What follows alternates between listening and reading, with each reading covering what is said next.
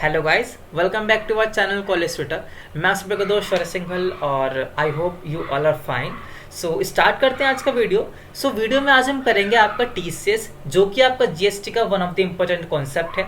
इसके पेपर में आने के चांसेस काफ़ी ज़्यादा हैं, तो चलिए इसको स्टार्ट करते हैं। स्टार्ट करने से पहले अभी से हमारी वीडियो को लाइक कर दें और अपने फ्रेंड सर्कल में इसको शेयर ज़रूर करें। टीसीएस का मतलब क्या होता है? जैसा मैंने आप सभी को बताया, टीसीएस का मतलब है टैक्स कलेक्टेड एट सोर्स। भाई टीसीएस और टीडीएस दोनों काफ़ी सिमिलर हैं। दोनों आपके 1 अक्टूबर 2018 में आए थे। दोनों का काम है टैक्स को कलेक्ट करना, दोनों का काम है टैक्स की चोरी होने से बचाना। ठीक है, दोनों का काम सेम है, बट दोनों डिफरेंट कहाँ पे? टीडीएस में आपको समझा चुका हूँ, आज हम टीसीएस समझते हैं। जो टीसीएस है, TCS under GST means the tax collected by the e commerce operator from the consideration received by it on behalf of supplier of goods or services। इसका मतलब क्या है भाई? जो टीसीएस के अंडर टैक्स जो कलेक्ट करता है वो करता है आपका ई commerce operator. For an example, यहाँ पे आपके 3 बंदे हैं, पर्सन 1, पर्सन 2 एंड पर्सन 3। ठीक है, पर्सन ए आपका अमेजोन है, पर्सन 2 आपका सप्लायर है एंड पर्सन 3 आपका नॉर्मल कस्टमर है। ठीक है, कस्टमर ने अमेजोन पर ऑर्डर किया, ठीक है, उसकी अमाउंट थी 2 लाख रुपीज। ठीक है, हमने ऑर्डर कर दिया सामान 2 लाख रुपीज का। हमने सामान किससे किया? अमेजोन से किया। बट जब हम अमेजोन को पेमेंट करेंगे, अमेजोन किसके बिहाफ पर पेमेंट लेगा? अमेजोन लेगा अपने सप्लायर के बिहाफ पर। यहां तक बात समझ में आ गई? हाँ जी भैया आ गई।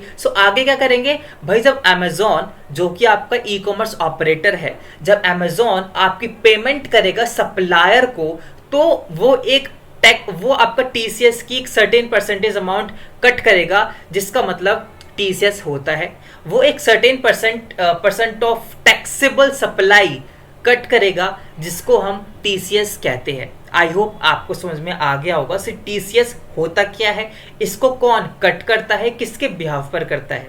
ठीक है भाई, यहाँ पे फर्स्ट पॉइंट आपको समझ में आ गया होगा। सेकंड है आपका TCS will be charge as a percentage on the net taxable supply. दिमाग में रखना, यहाँ पे टैक्सेबल सप्लाई की बात हो रही है, यहाँ पे कोई वैल्यू ऑफ सप्लाई की बात नहीं हो रही। ठीक है, टैक्सेबल सप्लाई पे ये लगता है भैया। टैक्सेबल सप्लाई का मतलब क्या है? टैक्सेबल सप्लाई का मतलब है जहां पे आपका जीएसटी इंक्लूड नहीं होता, जीएसटी आपका एक्सक्लूड होता है। आई होप यहां तक आपको समझ में आ गया होगा। ठीक है, आगे क्या कहते हैं? The provision of TCS under GST is dealt under section 52 of CGST act 2017। भाई टीडीएस कहां पे आता था? आपका 51 सेक्शन में आता था। टीसीएस आपका 52 सेक्शन में आता है। ये बात आपको याद रखनी है। जबकि छोटे छोटे सेक्शन है, जो आपके सेक्शन आसान है, उसको आप याद कर लें, सो आपको काफी ज्यादा फायदा होगा। ठीक है, इसके बाद एक्चुअल में कौन लायबल है टैक्स कलेक्ट करने के टीसीएस में, हमने वो आपको समझा चुके हैं। आई होप आपको इस स्लाइड समझ में आ रही होगी, बट हम इसको फिर से समझा देते हैं। Certain operator who own, operate and manage e commerce platform are liable to collect TCS. भाई जो आपके ई कॉमर्स ऑपरेटर होते हैं वो ही आपके टीसीएस को कट करने के लिए लाइबल हैं, उन्हीं के पास राइट है। अभी ई कॉमर्स, आपने ई कॉमर्स पढ़ा होगा, इसमें क्या होता है भाई? आपकी जो ऑनलाइन वेबसाइट होती है और आप कुछ ऑनलाइन के थ्रू उनसे लेन देन करते हैं, उनसे आप ट्रेडिंग करते हैं। बट ई कॉमर्स, इसमें ई कॉमर्स क्या है? इसमें ई कॉमर्स वही है, बट इसमें मेनली जो आपके डिफरेंट सप्लायर एक पर्टिकुलर प्लेटफॉर्म से जुड़ के अपनी सेल बढ़ाने के लिए ऑनलाइन मोड पर जाते हैं, वो यहाँ पर ई कॉमर्स होता है। भैया मुझको समझ नहीं आया। इसका मतलब यहाँ पे आपके दो वेबसाइट है। एक मेरी पर्सनल वेबसाइट है जिसको मैं नाम देता हूँ xyz.com, एक आपकी अमेजोन है। ठीक है, यहाँ पे मैं बस अपना प्रोडक्ट सेल करता हूँ। अमेजोन पे आपके लाखों कंपनी के प्रोडक्ट होते हैं। ई कॉमर्स यहाँ पे मेरी वेबसाइट नहीं होगी, ई कॉमर्स यहाँ पे अमेजोन की वेबसाइट होगी। क्यों होगी? क्योंकि यहाँ पे डिफरेंट शॉप, डिफरेंट कंपनी के सप्लायर्स रजिस्टर्ड हैं। अब बात समझ में आ गई? अगर मेरी वेबसाइट पर डिफरेंट सप्लायर रजिस्टर्ड होंगे, यस मेरे पास भी राइट होगा कि मैं टीडीएस को कट करूं। आई होप आपको यहाँ पे समझ में आ गया होगा। ठीक है, नेक्स्ट पॉइंट क्या कहता है? TCS applies only if the operator collect the consideration from the customer on behalf of vendor और सप्लाई। इसको छोड़ो, कुछ नहीं, जो मैंने बताया आपको वही है। सिंपल वर्ड में देखते हैं मतलब क्या है भाई। When the e commerce operator pay the consideration, when the e commerce operator pay the consideration collected to the vendor, they have to deduct the amount as TCS and pay the net amount। यहाँ पे इसका मैं example आगे समझेंगे। जो मैंने बताया ये पूरी स्लाइड वही कहती है, अपने माइंड में बस आपको वही रखना है, ठीक है। इसके एग्जांपल आगे आएगा, इसकी क्या क्या एग्जाम्पशन है वो पढ़ते हैं। भाई टीसीएस कौन कौन नहीं काट सकता, कौन कौन लाइबल नहीं है टीसीएस काटने के। अभी मैंने यहाँ पे पिछले स्लाइड पे मैंने राइट की बात करी थी भाई, उनके पास से राइट होता है। एक्चुअली वो लाइबल हैं, उनके पास से लायबिलिटी है कि उनको टीसीएस कट करना ही करना है, ठीक है। अब यहाँ पे क्या एक्सेप्शन है, here are few exception to the TCS provision for the service provided by the e commerce platform. Basically यहाँ पे 3 एक्सेप्शन है, वो क्या है वो हम पढ़ते हैं। So hotel accommodation and club unregistered supplier, भाई आपके टीसीएस कैलकुलेट करने के लायबल नहीं है। Transportation of passenger like radio taxi, motor cab, motorcycle like आपकी रैपिडो हो गई, ऊबर हो गया, सो वो भी आपके टीसीएस को कट करने के लायबल नहीं है। Then housekeeping services like plumbing etcetera, यहाँ पे भी जो आपके अनरजिस्टर्ड सप्लायर हाउसकीपिंग सर्विसेज में वो भी आपके टीसीएस को काटने के लायबल नहीं है। आई होप यहाँ तक आपको समझ में आ गया होगा। अगर नहीं आया मैं इसको छोटी सी समरी कर देता हूँ। सो भाई टीसीएस कौन काटता है, टीसीएस आपका ई कॉमर्स ऑपरेटर काटता है। ई कॉमर्स ऑपरेटर कौन होता है, ई कॉमर्स ऑपरेटर टीसीएस का अंडर वो है जहाँ पे काफ़ी सारे डिफरेंट सप्लायर रजिस्टर्ड हैं अपनी सेल को बढ़ाने के लिए। यहाँ पे आप ये चीज़ मेंशन कर सकते हैं जब आपके पेपर में क्वेश्चन आए तो, ठीक है। यहाँ पे ई कॉमर्स का मतलब क्या है, यहाँ पे ई कॉमर्स पर्सनल वेबसाइट नहीं होती, यहाँ पे ई कॉमर्स आपके डिफरेंट जो सप्लायर होते हैं, जहाँ पे जो डिफरेंट रजिस्टर्ड सप्लायर जहाँ पे रजिस्टर्ड हैं वो आपकी ई कॉमर्स वेबसाइट होती है अंडर टीसीएस। आई होप आपको यहाँ तक समझ में आ रहा होगा हम कहना क्या चाहते हैं। आगे बढ़ते हैं, इसका भाई हम छोटा सा एग्जांपल अब देखेंगे जहां से आपको पूरे डाउट क्लियर हो जाएंगे। So when the liability to collect TCS arise, actual में कब लायबिलिटी अराइज होती है। सो टीसीएस की कट करने की लायबिलिटी कब अराइज होती है भाई, जब वो पेमेंट पे करता है वेंडर को, तभी यहाँ पे उसकी लायबिलिटी अराइज होगी। As simple as that. यहाँ पे हम छोटा सा न्यूमेरिकल करते हैं जिससे कि आपको ये समझ में आ जाएगा। अगर इसका न्यूमेरिकल भी आ जाए आप इसको आसानी से कर देंगे इसी न्यूमेरिकल से, ठीक है। सो पेपर में अगर पेपर में न्यूमेरिकल आए, लाइक इसका न्यूमेरिकल आएगा नहीं बट आ जाए तो आप देख लें। इसमें क्या लिखा है कि e commerce charge 1 lakh rupees from the customer excluding GST. यहाँ मैंने जीएसटी को इंक्लूड नहीं किया, यहाँ पे मैंने एक्सक्लूडिंग जीएसटी किया है। सो भाई जो कस्टमर ने प्रोडक्ट खरीदा वो 1 लाख प्लस जीएसटी था, हाँ या ना, हाँ जी भैया था। सो ई कॉमर्स ने कितने पैसे लिए भैया, 1 lakh plus GST from customer, ठीक है भैया। सो ई कॉमर्स कितने पैसे देगा वेंडर को, यहाँ पे आप वो समझिए। So 1 lakh plus GST minus TCS, as simple as that, ठीक है। सो 1 लाख आपको क्या हो गई, नेट वैल्यू हो गई, मतलब कि आपकी टैक्सेबल वैल्यू हो गई। 10,000 मैंने आपका 10% जीएसटी लिया जो कि होता नहीं है बट मैंने इजी कैलकुलेशन करने के लिए यहाँ पे ले लिया। सो प्लस 10% आपका जीएसटी माइनस 1,000। भैया 1,000 कैसे, क्योंकि आपका टीसीएस का रेट 1% है। सो 1 लाख का 1% आपका 1,000 होता है। सो एक्चुअल में वो पेमेंट कितनी करेगा भैया, 1 lakh plus 10,000 minus 1,000 plus commission, जो भी उसका कमीशन होगा यहाँ से उसकी पेमेंट हो जाएगी। आई होप यहाँ तक आपको समझ में आ गया होगा। सो मैंने यहाँ पे जो 1,000 कैलकुलेट किया है वो 1% है ऑन टैक्सेबल वैल्यू, ध्यान रखिएगा, on taxable value, not value of supply, ठीक है। वैल्यू ऑफ सप्लाई मतलब 1 lakh plus GST, but taxable supply मतलब ओनली 1 लाख। सो टीसीएस आपका ओनली 1 लाख पर कैलकुलेट होगा।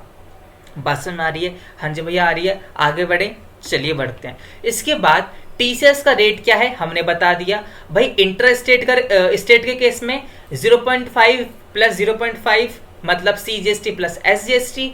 इंटर स्टेट में 1% ऑफ 1%, और इसमें कौन सा जीएसटी लगता है, आईजीएसटी लगता है। मतलब ऑन टैक्सेबल सप्लाई आपका 1% लगेगा, ऑन टैक्सेबल सप्लाई आपका 0.5 प्लस 0.5% लगेगा। किसका, टैक्सेबल सप्लाई का। क्या लगेगा, टीसीएस लगेगा। As simple as that. समझ में आ रहा है? हाँ जी भैया आ रहा है। सो आगे बढ़ते हैं इसका। भाई रजिस्ट्रेशन हमने सब पढ़ लिया यहाँ पे भैया, टीसीएस क्या होता है, कितने कैलकुलेट करते हैं, कैसे करते हैं, कौन पे करता है, सब पढ़ लिया। अब इसका हम रजिस्ट्रेशन भी पढ़ लेते हैं, बहुत इंपॉर्टेंट एंड बहुत ज़रूरी है, कंटेंट के लिए बहुत प्यारा चीज़ है ये।